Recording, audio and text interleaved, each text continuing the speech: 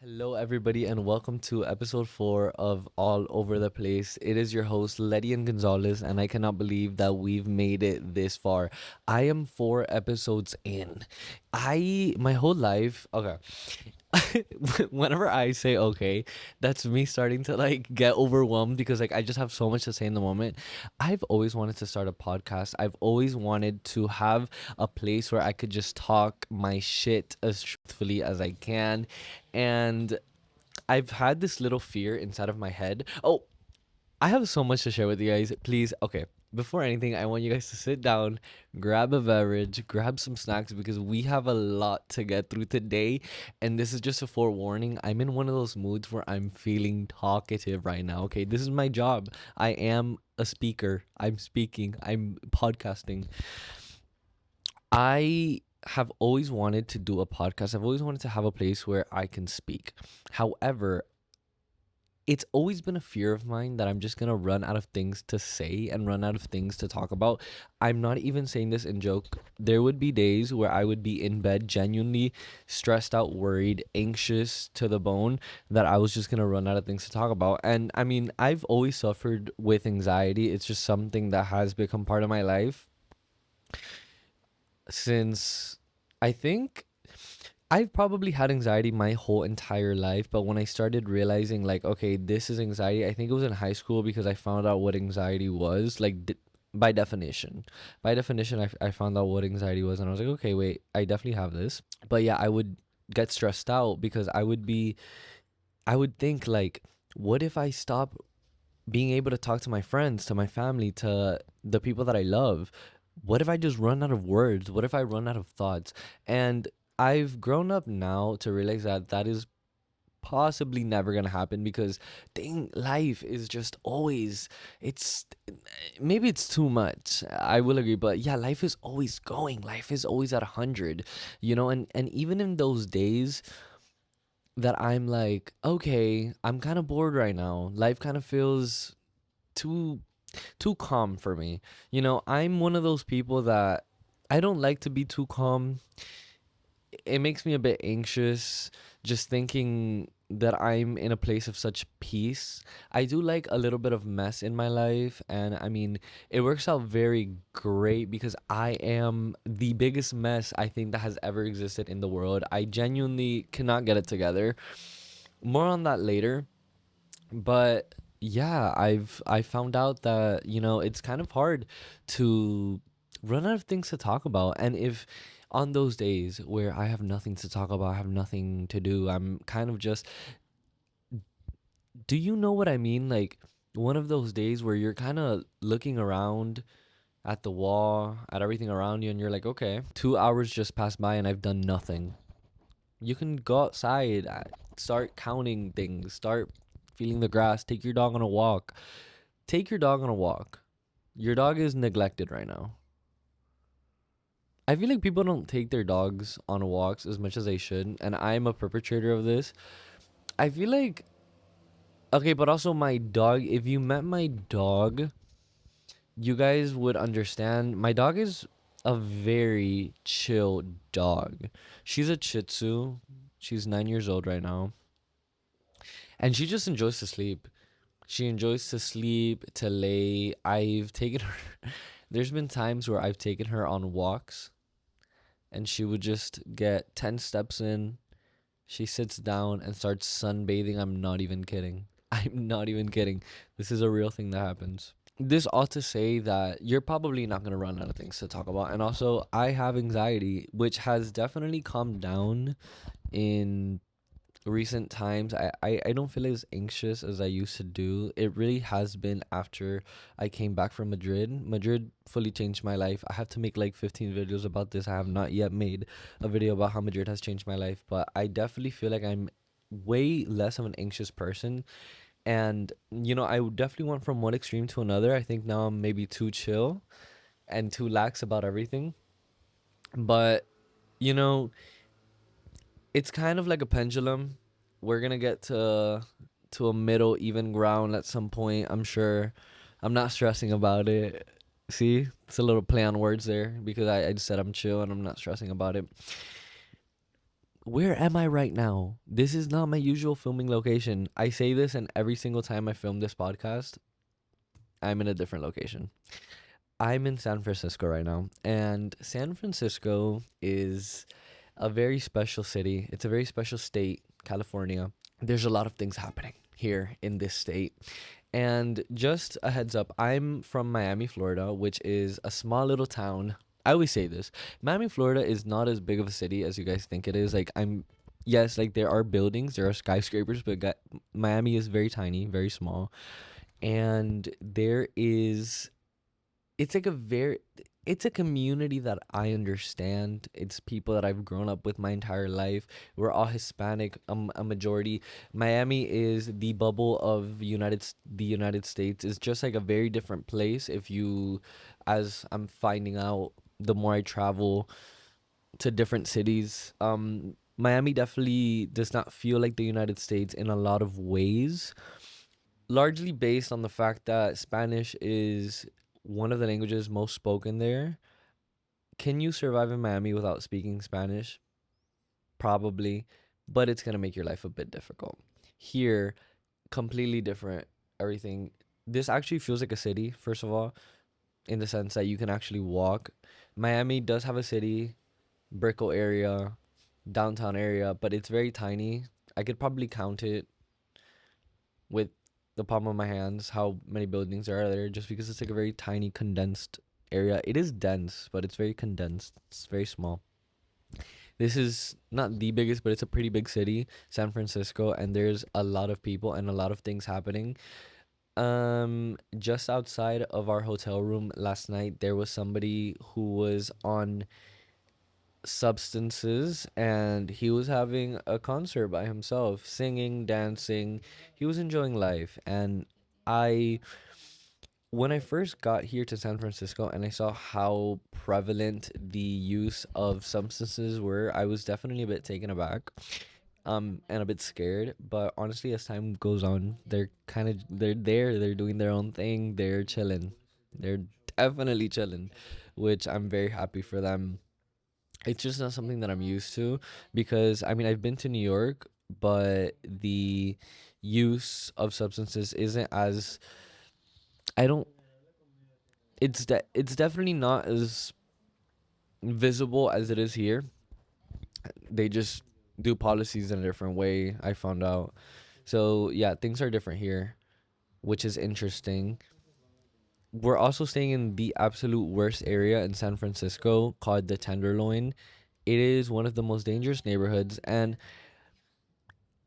I kind of do feel a bit scared walking around at night just because, for example, yesterday there was this girl who I'm gonna tell you my telling of this story from the best of my ability. I was standing at this window and suddenly I just hear somebody say, "I've been shot." But the thing is that she was a few streets away, so maybe she said I've been caught. I don't know. Maybe she said something that rhymes with shot, but in my head, I translated it to I've been shot. Then we heard an ambulance. 20 minutes later, I saw one guy run exactly to the street where the girl was screaming from. I couldn't see, it was out of my sight because I could see the beginning of the street, but she was like, let's say, it was hidden from me. Long story short, it was hidden from me. I couldn't see. But this has been a very interesting trip. Also, even coming here has been interesting. I'm usually not the type to be wanting to talk on the plane, but I was sitting down to this woman. I was sitting down next to this woman, and there was nobody in between us. And she just kept talking to me. And I have no issue, of course. I am always down for a conversation, but usually in buses, trains, airplanes, I kind of feel awkward talking because since I'm sitting down, it just makes me feel weird. Sometimes I just feel like it's a little bit easier to talk when I'm standing up, but also many of these instances that I can think of were before Madrid, and as I've already said, I am a different person when I came back from Madrid, new and improved. Let's go. But it was very interesting. I was having a talk with her, and She was very cool. I don't think I've ever talked to a parent because she's a parent. She was maybe in her 50s, 60s. No, I think she told me she was in her 60s or 70s, something like that. But she doesn't look a day over 24. But I've never really talked to a parent like that, and it felt so like real. Like she felt like somebody who I could have been friends with in my youth. Because usually the parents that I know grew up in a different country, the country being Cuba, where I'm from. So there's a lot of cultural difference there, even though I am Cuban and I was born there, and you cannot ever take that away from me. It is a bit different, okay? Like the upbringing, being raised here and being raised in Cuba, two completely different things. You can't even compare them really. But yeah, it kind of felt like I was talking to a friend that has wrinkles. Yeah, and I enjoyed it. It was a good conversation. We were really walking it up. And then I found out that her husband passed. And that shattered my heart. I don't I've I don't really talk to older people that often, but when she said that to me, it felt so personal. I like really put myself in her shoes like wow, like I cannot imagine what that must have felt like for you losing somebody that you were so close to, and her husband passed away in the past year, last year to be exact. I could tell it was taking so much out of her not to break down in that moment. And I just felt her pain. I really, really did feel her pain in that moment. And I was just glad that I was able to have that conversation with her. And she told me herself that she's so glad that we were able to talk. Like the way that we were talking, it really did feel like we were comrades. Like I don't know, like she felt like she was my friend, and it was good. It was nice. However, that plane ride, don't don't think it was all fun and games, okay? Because the guy who was sitting in front of me was evil. He was an evil straight man that came from the depths of the underworld to annoy me and bother me and piss me off. Basically, I sit down, okay, and I'm having a great conversation with my friend. Let's call her Greta. Yes, Greta Thunberg was the name. And the guy in front of me, he was this guy who was balding, as to be expected. This plane ride was 6 minutes. Oh, no, it wasn't. It was 6 hours and 31 minutes long. And when I tell you that that man did not take a breath for 6 hours and 31 minutes, he was talking. He couldn't be bothered to breathe, drink, fart because he was speaking. He was talking the entire plane ride to a nice lady that was sitting next to him. Mind you, there was one person who was not there. So it was him, empty seat, her. And it was I usually don't tend to hang around straight men. It just doesn't happen very often. I would say I'm not against it. You know, I'll give them the benefit of the doubt. Even though like my whenever I get near a straight man, whenever a straight man gets near me, there's just this wavelength that is just not fully connected. It's just there's always something missing there. I promise you there's always something missing there. I don't know if I've told you guys the story of when I was sitting down one time at my school and I was waiting for my friend to come because she went to Panera and I was sitting down at the tables. When I tell you that this straight guy sat down with me, asked me if he could sit down with me. I said, of course, yeah. I start having a conversation with him because I'm like, it's a little bit weird if you sit down in front of me and I just don't say anything. I just pretend like nothing's happening. So I have a start talking to him, and then I end up asking him like something about like, oh, how was your day, whatever, and then he ends up asking me the same thing, and I was like, oh yeah, I'm having a great day, like I got 2 free Chick-fil-A sandwiches today. He nods and goes on his phone for the next 30 minutes till I kid you not, till my friend comes back. And this is kind of the energy that other straight man in the plane was giving me. He was scaring me a bit, I will say. He was bothering this woman. I'm gonna say bothering. From my point of view, it seemed like bothering. Maybe somebody else would have taken it in a different way, but I'm just gonna say bothering, and I'm enjoying how that's rolling off the tongue, so we're gonna go with it. And every time the conversation seemed like it hit a dead end, he would bring something up from the depth of his soul to speak to this woman about. And it was a hard listen. It was a hard listen. And I'm reading a book right now. Applause. Thank you. I have not picked up a book in about months. It's been months since I've read a book. Life has been hectic. Life has been really, really hectic for me. And I love it, to be honest, how hectic life has been. It's definitely been a roller coaster. I want to get into that later. Let's scrap that idea. Boom. His volume increased as the time went on the plane. And it got to the point where I genuinely could not read the pages of the book because he was just speaking so loud. And okay, so just to give you guys a little explanation so you're not confused, I get on the plane. I'm first reading my book.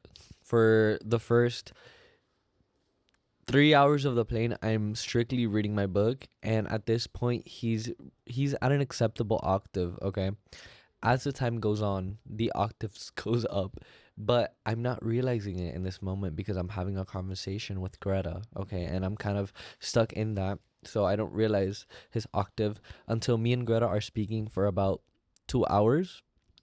So at this point, we have an hour left on the airplane, and I cannot read. He made it physically impossible to read. And also the conversations that he was having with this nice woman were not light. Okay, they were not light and simple conversations. It was a lot given that it was 12 a.m. Ah, and the crackheads are out. I love that you never feel lonely in this city. There will always. I don't know if it's disrespectful to say crackheads. I'm not trying to offend anybody or tweaker. Those are just the words that I know right now. But if you guys have a better word that I can use, because I don't want to disrespect. I know that there are people going through a lot, and I don't want to make light of their situation. But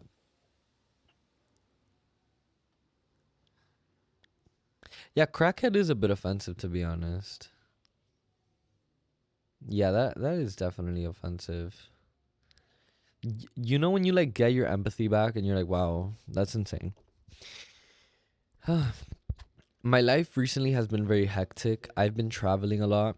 Some might say I've been traveling too much to the point that it's kind of affecting my mental health a bit. This is an issue that I've always wanted to have my entire life. Traveling being my number one issue. And I have been depressed in life. I've been depressed, I would say, pretty much until right before. No, I was severely depressed up until I went to Madrid. And I kid you guys, like, before I left Madrid, I was a completely different person. I was a completely different person. You would not recognize me as that person. I was just completely different. There's just like a lot of things there's a lot of things that have happened that have turned me into the person that I am today, and a lot of that growth happened in Madrid. But I was severely depressed, and I thought that traveling was gonna be the thing that was gonna fix me. And there's been phases in my life where I think that there's one thing that's gonna fix me, and traveling was one of those things. But another example of something that I thought was gonna fix me would be like friends. I thought that having X person as a friend would fix me, or doing X activity would fix me. But traveling was in the list. I thought that if I spend my life traveling, that every ounce of depression was gonna leave my body. And I realized that that is not true. It's definitely an escape that I love to escape. But when you get back home, all of the issues that you've kind of been throwing down, suppressing, they come up until the next trip.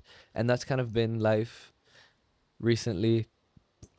This year, I've gone to Argentina, Costa Rica, and San Francisco. I'm so glad that I've been able to do this. I grew up very poor and could not travel. The first time I ever went on a plane was 18, and just to clarify, had been on a plane one time before that, and it was to come here to the United States. But right now I'm in San Francisco, and I'm coming at you from San Francisco. Like, isn't that insane? I just never thought that I would be, first of all, fully just making a YouTube video and being vulnerable and dumb and stupid, but also in San Francisco. On the topic of growth, I have seen a lot of people either that I'm close to or people that I have spoken to that are very behind in life. And, who am I to make the rules of what someone being behind in life, what would that look like? Who am I to set those rules up? Of course, I understand that. However, I will say that in college, I think the very, very minimum that you should be able to do is drive a car. If you don't need to drive a car, definitely do not drive a car. But the city that I was raised in and the city that I currently live in, a car is necessary. Unfortunately, I wish it wasn't this way, but it is. Public transportation is very underwhelming in Miami. There's not a lot of options, and the options that are available suck severely. So it's not recommended to take public transportation in Miami. You're pretty much left with two options: never leave your house or learn how to drive. I understand if you don't want to drive because of a financial situation. I couldn't afford a car when up until like 19. I couldn't afford a car, and I get that. But at least learn, I think, because how I look at it, I think life is going to be very difficult for us. Life is going to be very difficult. Life is already difficult, and I'm only 22. Very hard. There's just a lot of lessons that you have to learn, and there's a lot of you have to be independent. There's a lot of that.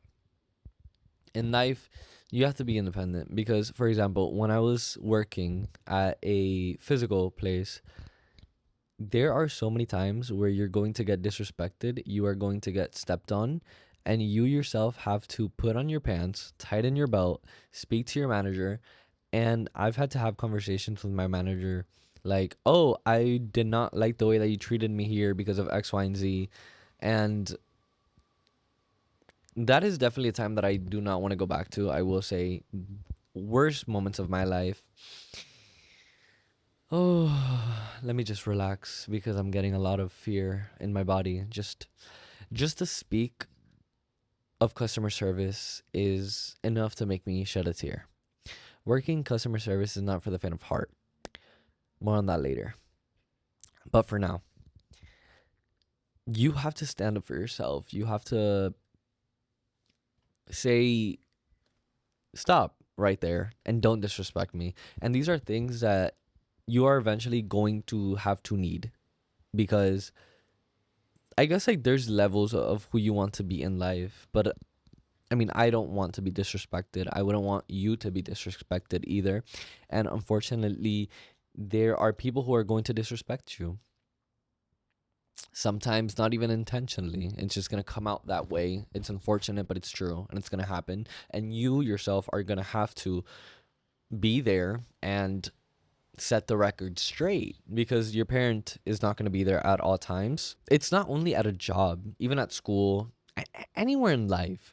You know what I mean? If you go to Starbucks and they mess up your order, you have to tell them that they messed up your order. You know, because that's annoying. It is. And I have worked in customer service and I've messed up a few orders in my lifetime. And being now on the other side of that, it is annoying. It is annoying when you are expecting one thing and then you get another. Sometimes it's for the greater good of society because you will maybe find a drink that you would have never picked that now it's forced upon you, but you're trying something new. If you want to be spontaneous, sure, take the wrong beverage. However, if you're having an annoying day and you're like, damn, all I want is that one thing that I came here for, and then it gets messed up, you have to be like, hey, completely understand. It's fine. Actually, whenever somebody messes up my order, I feel so bad. Like, genuinely, I feel so bad because I've worked in customer service, so I know what it feels like. I'm so apologetic. This is live footage of me trying to tell somebody that they messed up my order. Hey, I'm so sorry. But I ordered the X, Y, and Z, and I actually got this instead. Is it possible for me to get a different one? Like just like that, like just like, with that fear that you saw me speaking with, same exact thing, because I'm not trying to piss you off. I know you're not having a good day. Every day that I had to work in customer service was a bad day. So I know what you're going through, and I'm sorry that you're going through it. I wish that I could give you $3 million and you never have to look at this place again. I promise you, genuinely from the bottom of my heart. This is what your 20s is for. Your 20s is for learning how to be an adult. I've kind of been forced to be an adult a bit earlier. I will say, for the most part, most people are kind of behind in my eyes, but they're kind of like behind compared to me. Just because like I've kind of had to be independent for so long. Well, I started working when I was 16, and then I bought a car when I was 19, but it was all because I had to, not because like if I had the choice I wouldn't have picked that. Most people weren't going through what I was going through, so it makes sense why they wouldn't, gear towards X, Y, and Z over here. Like the things that you don't want to do, but you kind of have to do to be an adult. For the greater good of your life, you do have to start becoming independent, even if it's annoying. Maybe that's not necessarily getting a job. No, you should get a job, to be honest. I know it's so annoying. I hate it too, but you do have to kind of get a job because eventually we're all going to have to work one way or another. So I do think it's good to adjust yourself to that. I was behind socially right before Madrid. I know what you're thinking. Do I need to go to Madrid for me to be happy? Yes, 1,000%. Book the flight. Don't look back. Book the flight. Okay. Small talk was the absolute thing that could like give me hives. Small talk was a lot for me. I couldn't handle it before Madrid. It was just like I never knew what to talk to somebody about. And then also like if somebody who I knew but I haven't spoken to in a long time goes up to me, I'm already freaking out. Like my heart is going, my hands are sweating, and it's just like I'm so focused on the fact that I'm shaking and trying not to shake that I couldn't really think about like, oh, like what can I talk to you about? But now that's kind of shifted to like I don't really care. You know what I mean? Like this conversation's gonna happen, so like what's good? I think I have just become more of a calm person. But I don't know if I would necessarily say that I've become more of a calm person. I think I've just be care less than I did before. Because I'm certainly like I wouldn't say I'm a calm person. I am always on the end of people thinking that I have ADHD or autism. Everybody thinks I'm on some sort of spectrum, and I have not gotten tested for it, and I probably will not get tested for it. Actually, let's be real. I probably might foreseeably have ADHD, and I really have trouble focusing, and it's actually affecting my life. And I was thinking about getting tested for that. So if anybody cares, I might get tested, and please, fingers crossed that I can be treated because it's actually kind of like a problem in my life, but let's ignore that. Let's ignore that because I don't want to get into it. At 22, more and more I've started to think about the future and what that's going to look like. The younger I was, the more I had a strong sense of what I wanted my future to be. And now that I'm growing up and seeing what the world is, I feel like it's become so watered down to the point that I don't know what I want for my future. I'm kind of taking everything day by day because I'm learning things day by day. And the world that I had constructed in my head was not authentic. Okay, it's not what we're getting in real life here. Yeah, it's a struggle out here for sure. Foundationally, I want to be happy, and that's what I know for sure. But other than that, like, what are you gonna do for work? What do you mean? What? I don't know. I think it's so crazy that we get out of high school right into college and then we just pick a career that's supposed to like define the rest of our lives. No, I like what do you mean? I don't think anybody at 18 has the mental capacity to decide that. I'm in college and I'm doing the career that I chose at 18 and I'm enjoying it, but I'm like my life could have gone in so many other routes and this is just the one I chose and now I'm kind of stuck here given that I'm graduating this year and there's not much I can do with that. Like, no, I could do a lot with the career, like with the degree, but like it's too late to change. I was a bit dumb. I was stupid. I was dumb before getting into college. I wasn't even gonna go to college. That's a whole different story for another day. But yeah, I was not gonna go to college, and I kind of, it was a last minute thing. Okay, it was like a last minute thing, but I ended up going, and maybe other people did a lot of research on what college to go to and what career and what this to do and what. No, I didn't do that. I kind of just picked the one that seemed the most. I picked the one that I just seemed that I would enjoy the most. And I mean, I am enjoying it. And I think that's probably what I would have enjoyed the most. But I think I could have enjoyed anything else. When somebody tells you that their major and they're like, oh, yeah, but like, I like it because of this. Like, I could have found something in every single major to like. So my future isn't as linear as I thought it was going to be. And before, I was very scared of that because I was like, wow, I'm definitely going to end up homeless. That was like my number one thing. I was like, yeah, I'm for sure going to end up homeless. Just like that uncertainty would always lead my brain to the worst possible outcome. And after going to therapy, it did help. Therapy did help me a bit. I'm kind of excited now about what the future has in store for me. I'm not like completely set on what my future looks like. And I think that's fun. There are so many possibilities. I am enjoying the fact that I have so many possibilities. I guess like there is a little bit of fear because I could end up homeless. Something else that I question a lot, and I question to this day, am I gonna have kids ever? That's something that genuinely terrifies me so much. Children, period. But I'm really glad that I live in a generation where, first of all, being gay is accepted, but also a generation where people aren't just having kids because that's kind of what society does and you just follow anything that society does. People are really taking a step back and thinking, is a child the best thing for me? Or am I much better with a dog or a rabbit or a cat or a snake? Or maybe I can't take care of anything at all and I don't want to be in a relationship and I don't want to be like, I want to be single for the rest of my life and travel the world. You know what I mean? Like, people are thinking, what is best for me? Definitely not everybody, but there's a lot of people thinking about that, which is good. I think it's a step in the right direction for sure. So I've put a lot of thought into, do I want to have kids? I'm a bit iffy on that still. I don't know. But seeing everybody else raise their kids, I think I've learned a lot of what not to do. And it's kind of like, from my position, that things seem so easy. Also, given that I don't have any children, nowadays parents just give their kid an iPad and say, scurry along. You're pissing me off. Which, don't worry, I completely get. However, I don't think it's, the right way to do it. Just because I've seen what iPad kids are and what anarchy they're going to bring to the world.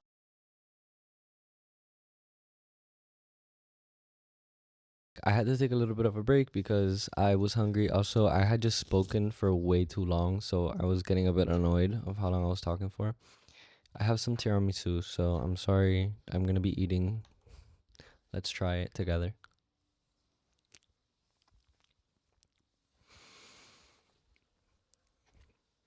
I've been wanting to have a sugary snack for like a bit now. I just watched two people do crack right below me, right outside my window. And I'm not kidding, like they were actually smoking crack from a crack pipe. I don't want to make the mistakes that my parents did and the mistakes that I see a lot of people doing as they're raising their children. Also, I don't even know if I want to have children. Right now, I'm in my, I could potentially have a family, but I don't know if I would want to have children because that scares me, bringing two people into this cold, cruel world, to be honest.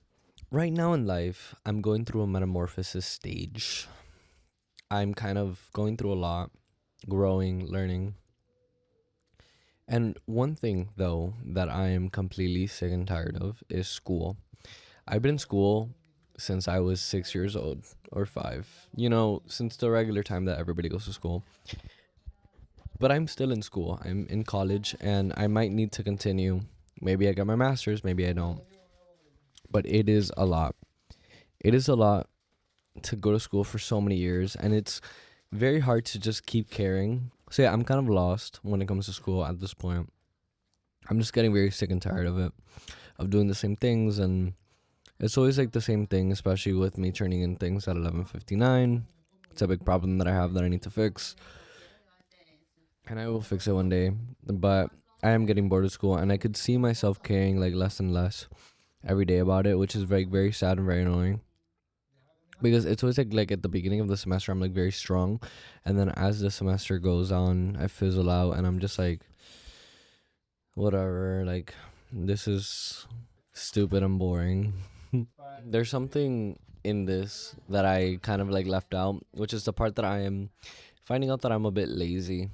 To be honest, I do want to change my bad habits because I do have some bad habits when it comes to doing anything in life.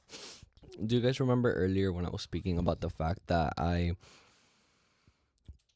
am very chillaxed and very chill and very lax right now? The problem with that is that I'm a bit too lax with important things in my life. Like the fact that I'm turning in assignments at 11:59, if that, because I fully missed one assignment. I fully just missed it, and that's like not usual for me because whenever I don't do an assignment, I genuinely feel so much guilt in me because I could have done it, if I time myself correctly. There's no excuses for why I didn't do it. So yeah, I just have to sit in my guilt knowing that I didn't do my assignment. And I've been very lazy just like with everything recently. Also the fact that I don't have a room right now, I think is kind of making me do that. But also it's fully just an excuse because I am definitely somebody who enjoys a good excuse, and I have a lot of excuses always prepared. Well, I feel like I'm on like flaming myself recently. I think I'm just like getting tired of my own bullshit, so I'm just like telling it how it is.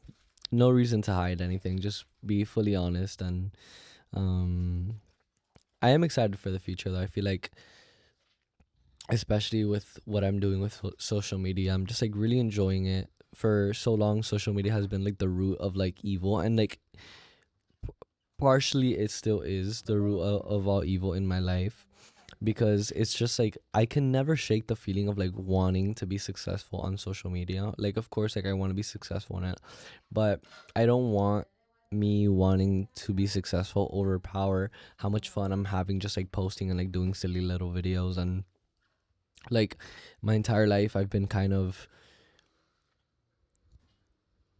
it's been a problem that I talk so much.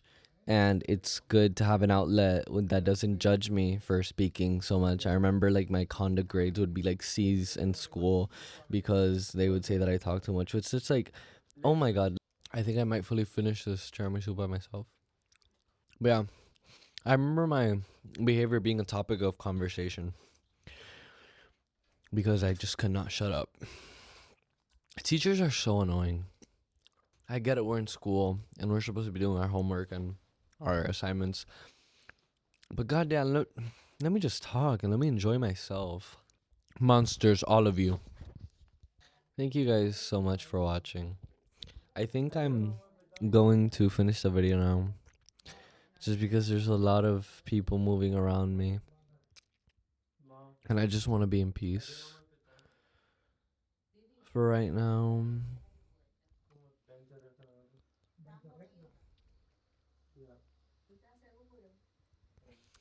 This was a very fun episode to film, and I can't wait to film episode 5.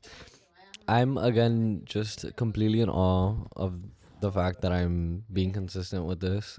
I'm just having fun with it, really. So that's why I'm being consistent with it. But thank you guys for watching. I've actually seen a lot of people commenting down on my videos, on my podcast videos, and I really appreciate it. I do read every single comment, even if I don't reply. Thank you guys so much for being here with me. I really appreciate every single one of you. You guys genuinely make me want to keep going and keep making these videos. So thank you so much for the support. And I will love you all forever and always. And thank you again.